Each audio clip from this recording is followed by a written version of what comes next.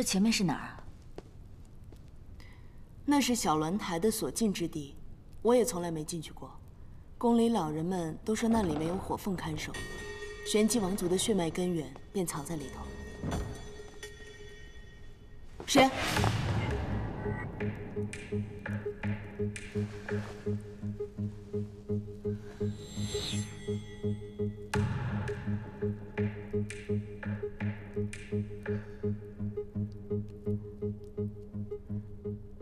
原来是花瓣啊！竟与你人一样漂亮。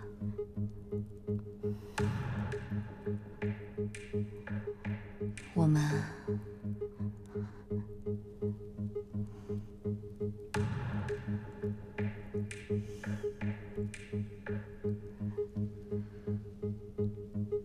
去别处看看。宗先生，宗先生，你心中可有中意的女子？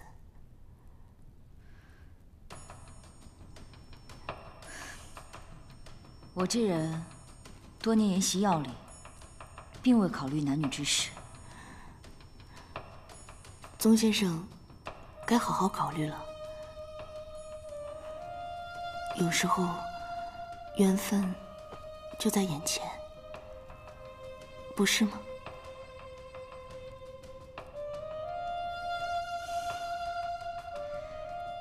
我们回去吧。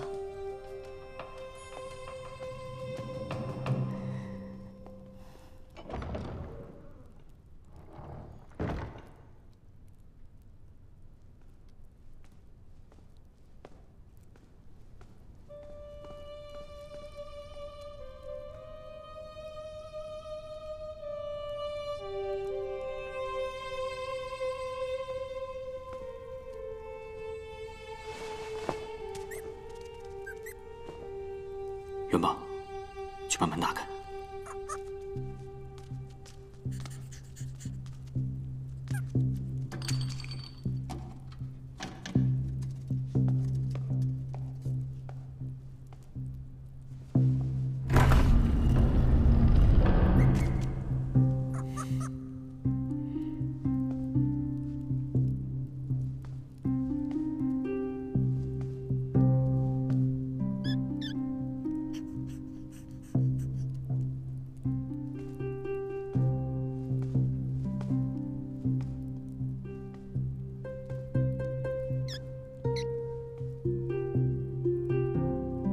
风氏族谱，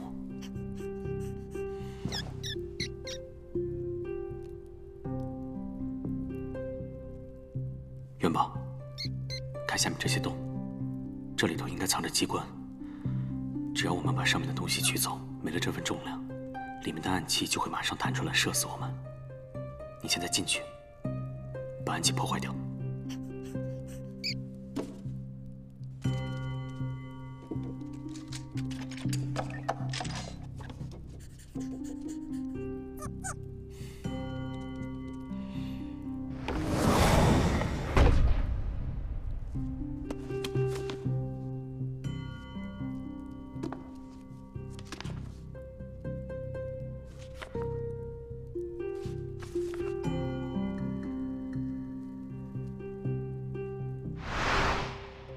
之前你说过，五洲各国能去穹苍学艺的人寥寥无几。这个人竟然听命于凤玄，说明他极有可能是玄机生人。如果我们没猜错，只要从小鸾台中找到当年玄机的记载名册，必定能破解出一两条线索。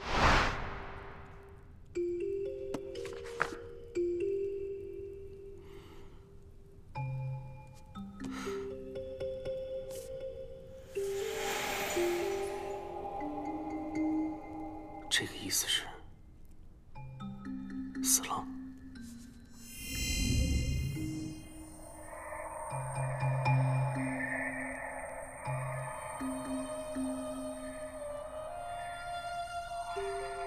凤琪是凤玄的姐妹，应该早在24岁那年就死了，而玉衡是她的夫婿，还活着。可这凤无名是谁？为什么他的凤凰和别人都不一样？他究竟是生还是死了？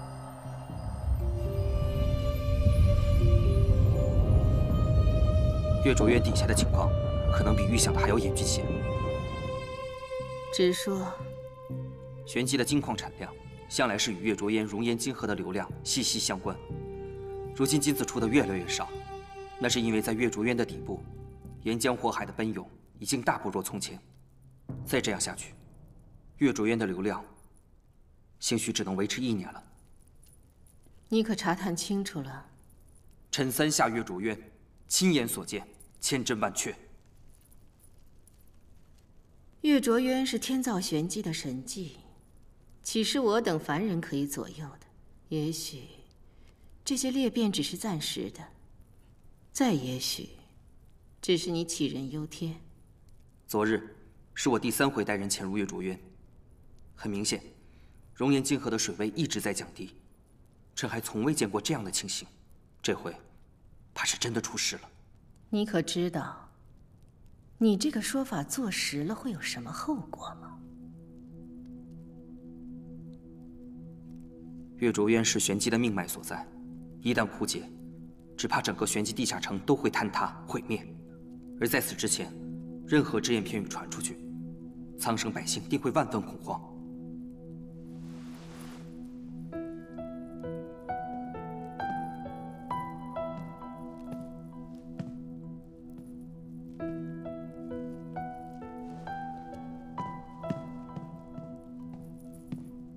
你听好了，百姓们恐不恐慌，我并不在意。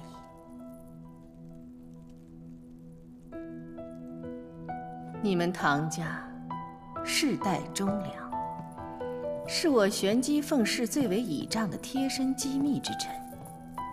我最在意的是什么东西，你恐怕不会不清楚吧？臣明白。我不是为我一人而活，甚至不是为玄机一国而活。我的身子是否康健，关系到整个玄机5州的生死存亡。如今，我的2个王女，并没有显示出什么特别的凤凰灵性。倘若我一病不起，恐怕玄机就真的要万劫不复了。那个宗岳神医说的没有错，我根本就不是得了什么怪病，而是被奸人所害。去查，一定要找到那个躲在我背后偷偷下毒的人，我倒要看看那个人安的是什么心思。是。宗先生出手已经略见成效，不如……宗先生？宗先生是什么人？他是无极殿下带来的5州医圣。要说无极殿下没有安什么心思，你信吗？既然怀揣着私心，那就不能完全信他。2个不速之客，你替我好生监管着，如有异动，速速来报。是。这几次跟你潜入月卓渊的都是些什么人呢？他们都是信得过的风影阁侍卫，绝对不会走漏风声。把名字上报给内廷，身兼重责，理当重赏。是。去吧。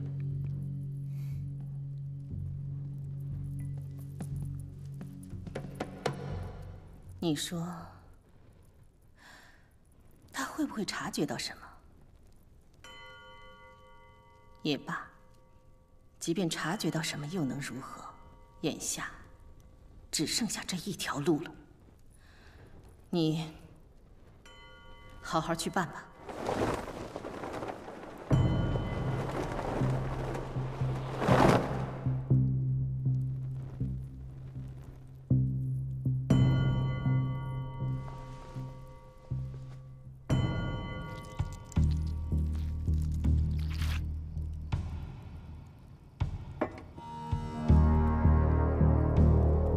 弟子佛莲，恳请师尊相助。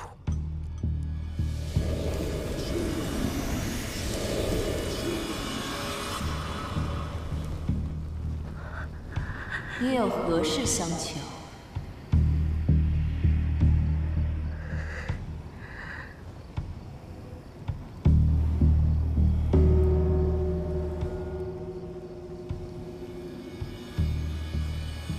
您放心吧，弟子已经找到了对付伏妖的办法，恳请师尊赐予迷心术，他很快就会成为您的仆人，而我也会得到想要的权利。您想要的，我想要的，很快都可以实现。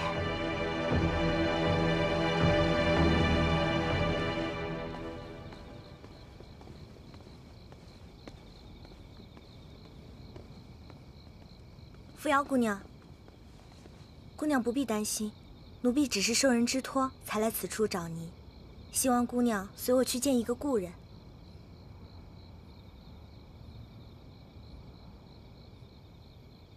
你的主子可是佛莲公主？嗯。罢了，你在此处点明我的身份，就是要挟我不得不去见她。奴婢不敢，只因我家主子如今出入不便，只能以此相邀。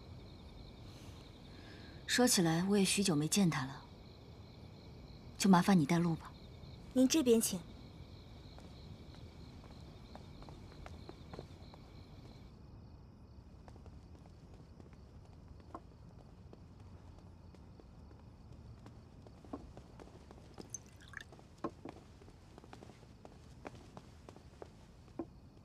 大王女，坐。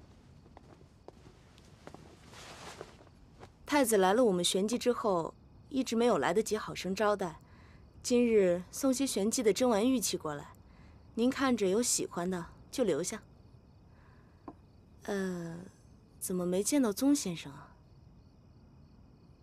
大王女，你是来找我，还是来找宗岳啊？若我说为了宗先生才来找的太子殿下，殿下是否会不高兴？那就看接下来我们两个聊得高不高兴了。好一个无极太子，果然是事事算计啊！太子殿下想聊什么？我听说你有一个姨母，叫做凤琪。听谁说的？是真是假？您都知道了，干嘛还来问我？这是要给我下套，还是要给我使绊子？你母王不是重病，而是中毒。你不知道？太子，你什么意思？莫非觉得是我有意加害他？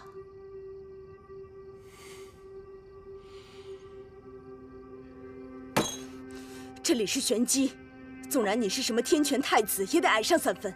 我玄机内政容不得你一个外人翻云覆雨，随意干涉。别着急，如此心浮气躁、沉不住气，如何能够找到下毒的凶手？又如何能惩戒大同？倘若你当真是为了玄机，那就该静下心来，好好喝完这杯茶。月卓渊与玄机之间的存亡关系，我比谁都清楚。基于我的立场，自然不希望月卓渊有任何的异动。这一点上，你我二人是完全相同的。你想说什么？我希望你配合我查明真相，力保月卓渊的安定。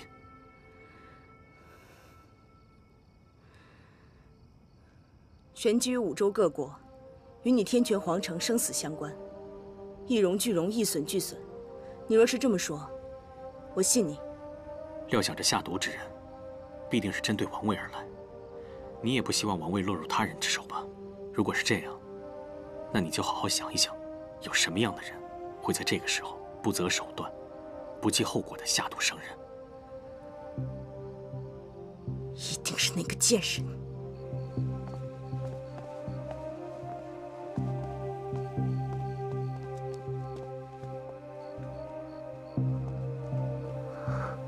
妹妹终于来了，佛莲等候多时。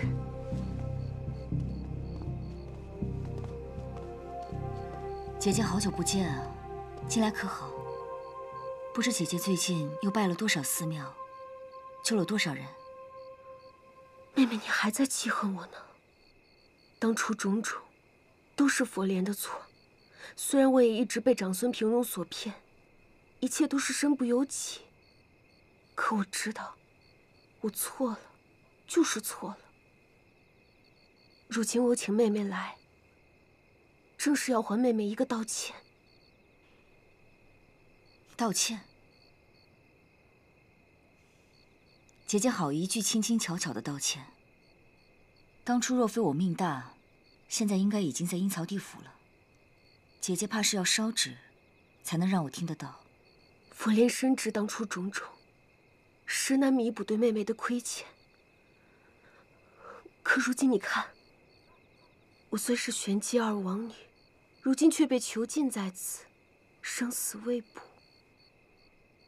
我回想往事，回想当时妹妹对我一片赤诚，可佛莲却做了那样的糊涂事，实在是悔恨交加。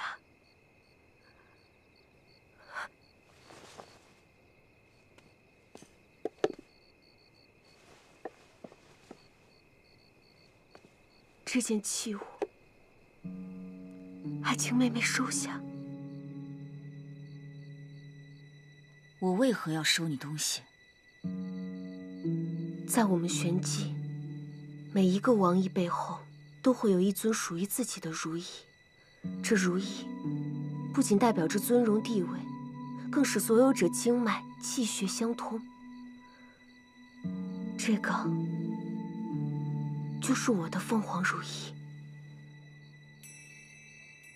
我想把它交给你，便是把我所有的尊荣交由你处置。我不奢求你对我的原谅，但我这么做，多少能让你看清我的真心，多少能减轻一些我的愧疚。我不相信你说了这么多，就只是为了一句道歉。除了求得你的原谅，我别无所图。我知道妹妹对我还有猜疑，这都是人之常情。其实，自无极入宫以来，我便猜到在她身边的宗岳医圣，可能是你所办。但是今日我才冒昧打扰妹妹，我就是怕妹妹误会我对无极她还有什么别的心思。妹妹，你一定要收下，这是我的真心。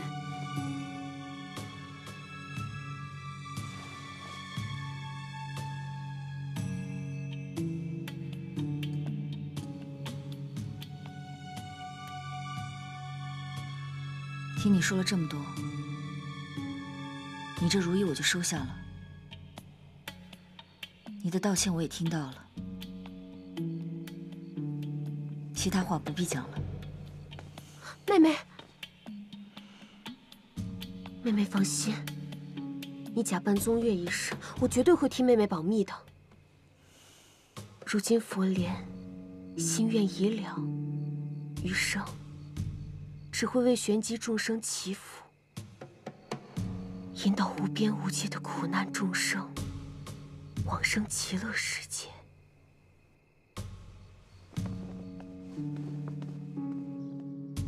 昨天佛莲找到我，把这个东西硬要交给我。他说玄机王室每个人都有一个相应的如意，他诚心把它交出来，任我处置。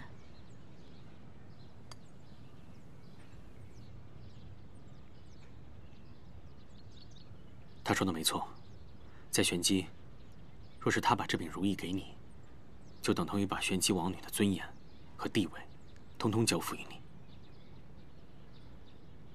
你打算怎么处置？不如这样，我们把它典当了吧，给元宝买果子怎么样？是个好主意。嗯，应该值不少钱。你在小鸾台有什么发现？凤轩还有一个姐姐，名叫凤琪，就在她承继王位的前1年，就突然死了。死因呢？死因含糊不清。但据传闻说，凤琪、凤璇两姐妹自幼关系非常密切。在凤琪死的那一年，凤璇还因为伤心过度，一度要出家替姐姐超度冤魂。那我终于知道佛莲这一套哪学来的了，有其母必有其女啊。凤琪死后能够继承王位的，当然只剩下凤璇，朝臣们自然百般请求，她才登上王位。据传还给了凤琪最高规格的殡葬礼遇，身后事也办得妥妥当当。只是，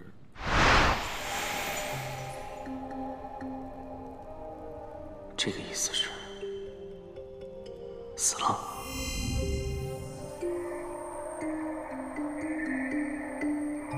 可这凤无名是谁？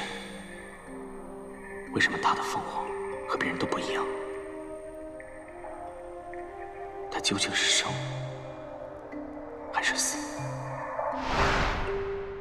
在小鸾台的记载中，凤琪应该还有一位后人，名叫凤无名。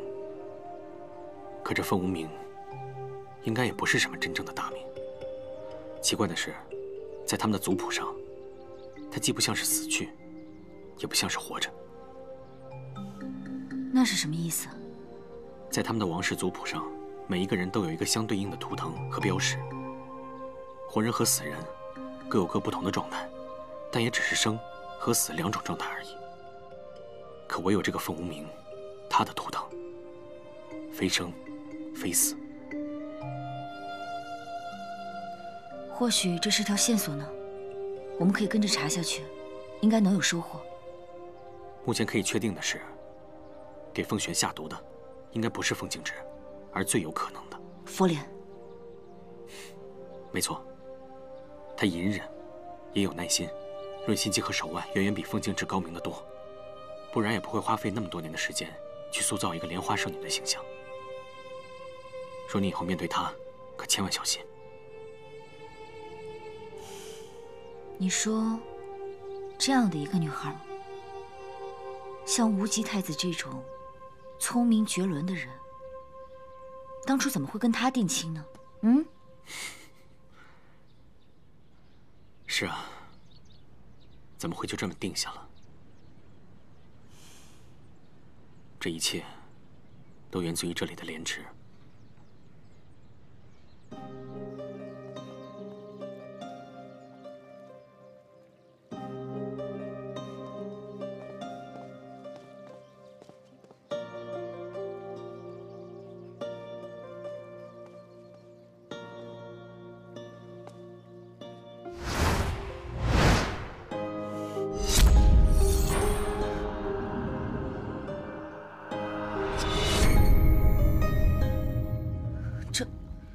这里是……我小的时候，随着父皇来到玄机，见这里和五洲各地都不一样，便一时兴奋，在宫中四处闲逛，偶然间发现这里。当年这里是什么地方？当年这里碧波粼粼，但凡你抬眼所见，尽是荷花荷叶，十里菡萏，一片锦绣。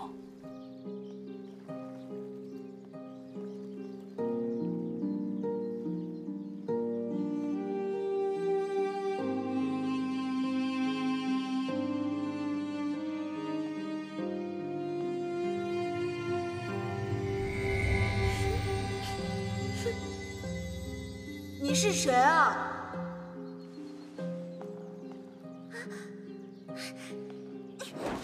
那个女孩浑身是伤，那么幼小。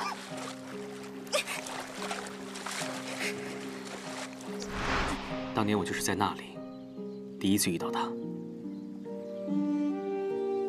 当时的她全身是伤，是那么瘦弱，那么幼小，可是却有一双能洞穿人心的眼睛。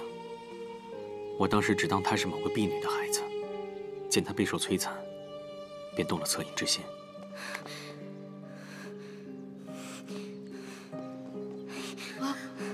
走。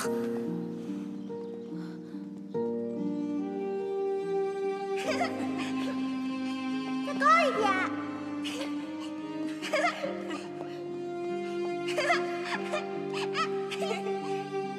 之后只要我有时间，我便常常会来这个莲池，来看看他，来陪他一起玩。所以，当初那个女孩，就是佛莲。当初我并不在意她是谁，只是心想，能够让她少受一点折磨，多少能照顾她一点就好。那直到最后，她也没有告诉你她的姓名，还有她的经历吗？她就像一个刚出生的孩子，对着世界，对她自己，一切都是懵懂的。我那时候也好奇，究竟是在个怎么样的环境下成长，她才会对周遭的一切全然不知。既见君子，云胡不疑？既见君子，云胡不疑？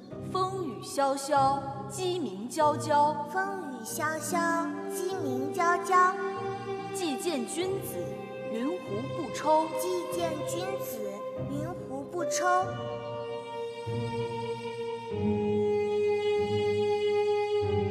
然而他极聪明，我尝试着教他读书写字，没想到他聪明过人，短短数日间，竟然已经能熟记下《诗经》的全文，我怎能不心生怜悯？你是天权的太子，想要帮他，应该不难吧？我当然想帮他。每天看他被打得那么惨，我问他是谁干的，他也不说。于是后来我告诉他，说要带他离开玄机，去天权皇城。他不愿意。他愿意。那一天，我在那里等了许久，可他没有出现。丫头，丫头，你在哪儿？我要回去了。丫头，丫头，你跟我走吗？我要回去了。出发的时辰已经到了，我只能离开。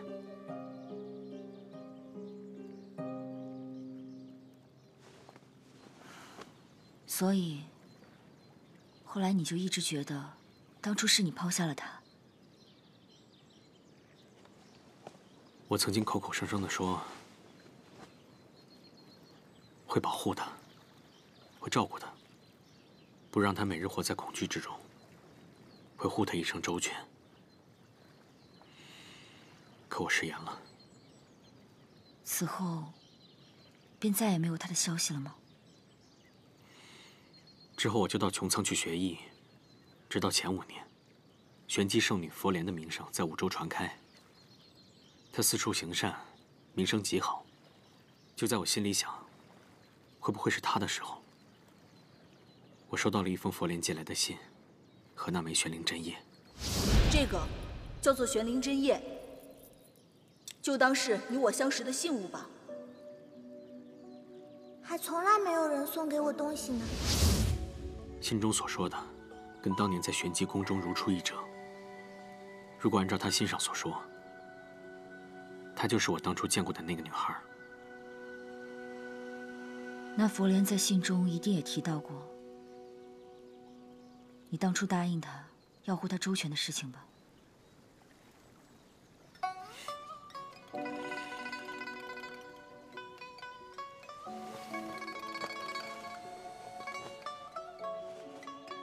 傻瓜，我跟你说过，按照玄机律法，若是凤静之承继王位，而佛莲还没有出嫁，那就难逃杀身之祸。他在信上也跟我提到了这件事，所以希望我尽快把他迎娶到天权，保他性命。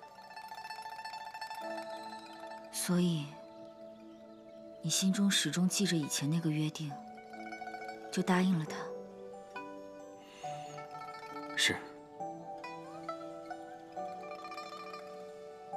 只是我有一点想不明白，婚姻之事是何等大事，以你的性格，怎么会被一封信所左右呢？婚姻之事，儿女情长，对我来说本来就可有可无。如果能因为这桩婚事，解救一个儿时挚友，有何不可？没有其他原因了。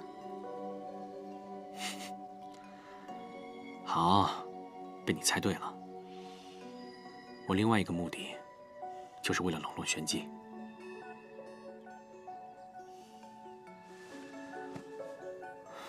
我从来不觉得我会爱上什么人，也不觉得有谁会影响到我筹谋已久的运筹帷幄。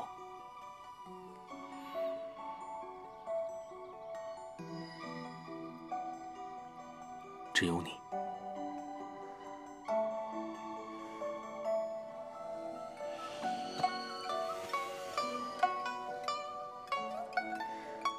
所以，你真的确定佛莲就是当初那个女孩吗？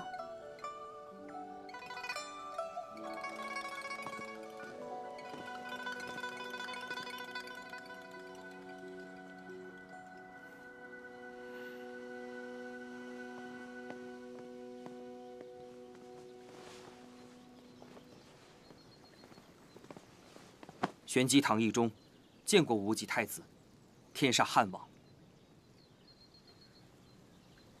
先起来说话。谢太子。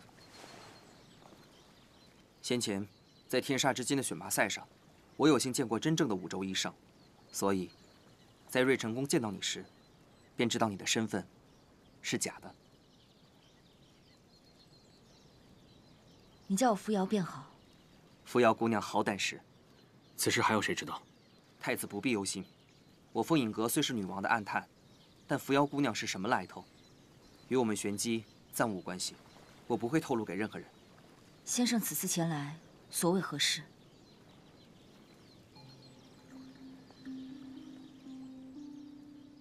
我是玄机凤影阁出身，一直以来为玄机王室督办，处理各项机密，可以说算是为数不多掌握凤氏王族秘闻的人。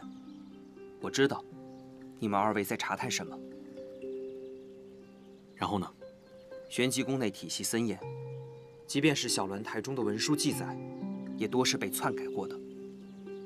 要想知道真相，必须去找当事人问话。你说的当事人是谁？去找一个名叫凤舞的人。你为何要帮我们？为了玄机。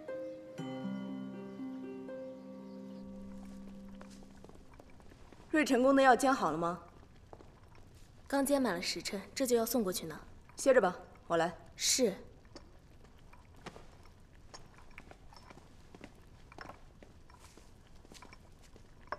你为了讨得陛下的欢心，如此亲力亲为，定有所求吧？是啊，那又怎么样？是想和无极太子早日联姻？无极太子虽好，可惜不合我胃口。我呀，另有心上人，一会儿去找母王，怎么也得磨得他同意。那个无极太子功力极深，我几次试图出手暗杀，竟然丝毫没有可乘之机。你是不能杀，还是不想杀？我既不能，也不想。住口！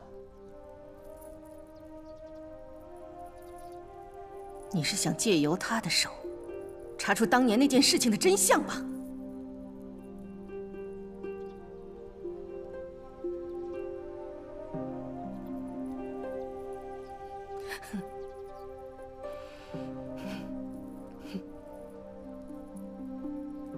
这么多年，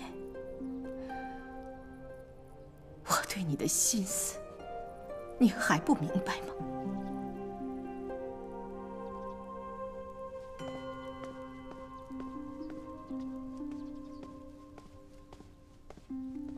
我告诉你，这个世界上最了解你、最在意你、最心疼你的人，怕只有我了。你还不明白吗？能告诉你答案的人，只有我一个人。当年知道真相的人死了，全都死了，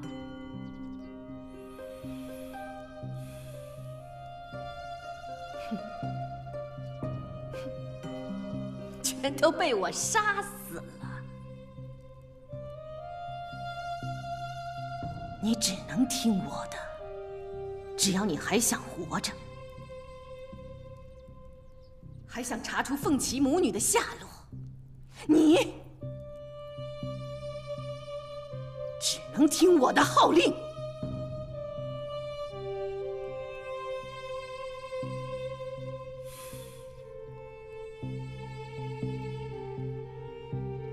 明白了。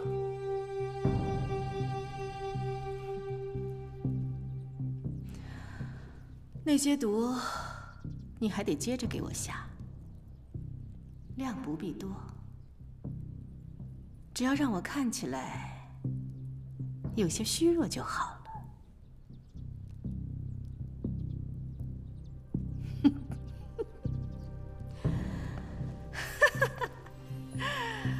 绝不能让人知道，他们的玄机女王根本就没有什么凤凰灵性，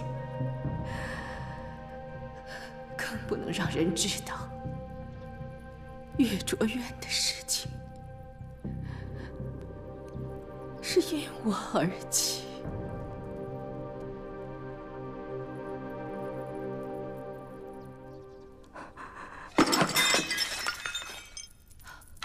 谁？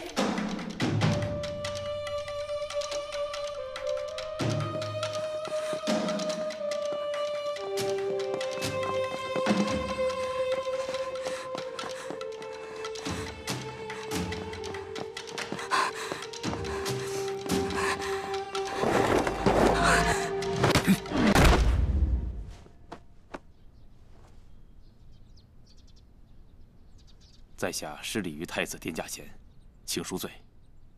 您快请起。谢太子。既然您认得我们就不故意绕圈子了。我们有些关于玄机王室的问题，想要请教您。坐下说吧，请。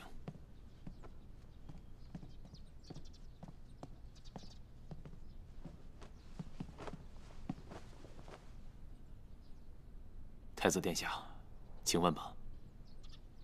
我们为了探寻真相，曾经前往小鸾台，在玄机王氏的族谱中记载了，先王凤羽育有2女4男，这2女分别是凤岐和凤璇，也就是说，这2人其中1人必然具有凤凰灵性，得传王位，是吗？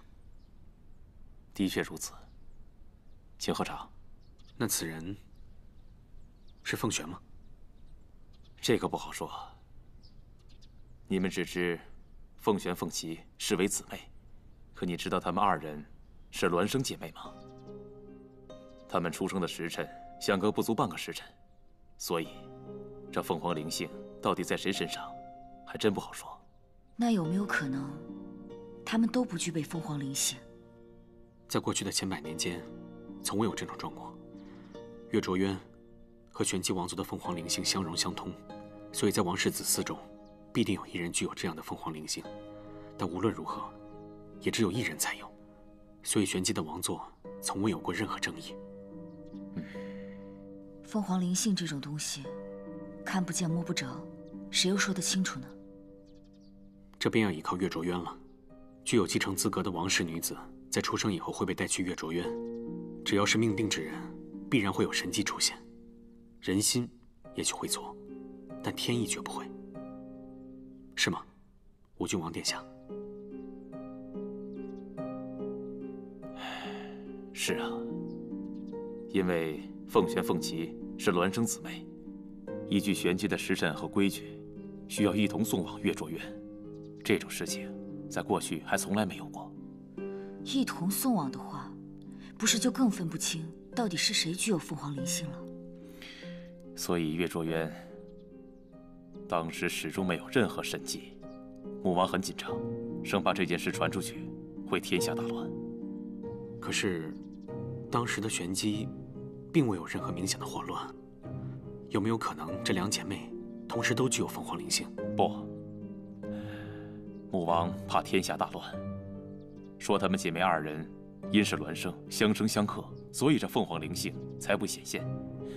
只有等2位王长女长大成人，结婚生子，在她们女儿身上才会有凤凰灵性。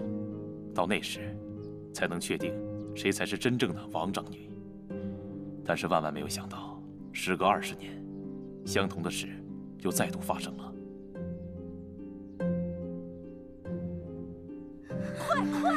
快点！说来也巧，后来凤璇与凤琪几乎同时有了身孕，又赶着同日生产，前后诞下2名婴儿。快用力呀！传说凤璇生下女儿之时，那女孩口含莲花，极为祥瑞。而在这个时候，岳卓渊竟然有了神迹，于是大家就都认定是这个含莲而生的孩子带有凤凰灵性，便也以此为据，册立了凤璇成为王长女。在那之后不久，凤琪便暴毙而亡。再然后，凤璇顺理成章的就登上了王位。那这含莲而出的人到底是谁啊？